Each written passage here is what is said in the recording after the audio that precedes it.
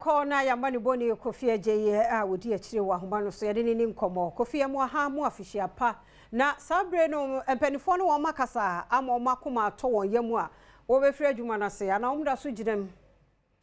empanifo aba eno ma be kasa lenso omo chese ene da ide empanifo fanche omo anya dia omba adwuma entene concrete asphalt enemo mai omo start se nkoma be nya anya dia omba be omoye adwuma esanse empanifo ebuom kwasia na ye ne empanifo twetwe nkoma no company ga mother company ankasa na asem fo nchese o se omo de contract na omo de ma subcontract in subcontractors and zombie for amu China for na oba budumbram everything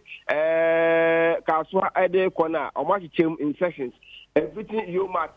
ede be do baby the estate agency one contractor and if you must ode ba budumbram omo ya under bridge ho sa hofo no and ni omo demonstration no na ho no omo da ma Chinese company and as a Chinese contractor ono na sa hodman ono ana otua sankofonika ense fatari busa mother company o just enyesa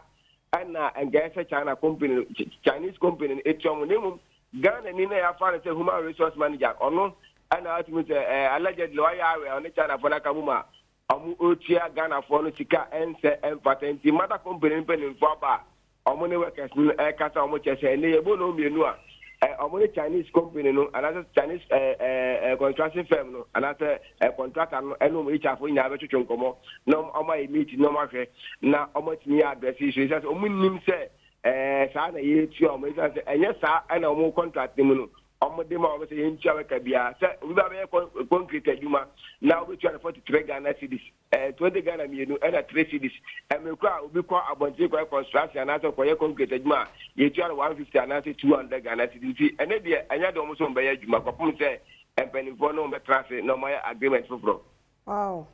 so munte hwe de e kosu bia kosi se Dabi ana o te kwa no afia o start to go asphalt no an ka o chete by January no go start bie kwan no ba bi kwa o ma wie kra o start bie atu na ka traffic ni ade no na ka atimi afuro say pressure o so say ba chete by June next year so mo wie contract na so o bie kwan no tumi na about to commission say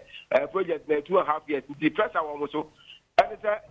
China for nzu ebu Ghana for no efasolo ya da sekofie fonsi ha na yehwe ebia na odan hu ya no adwen na sesa na yehwe de ekoso ho ya da sekofie Agyei amaniboni na odenkra no ebre ye no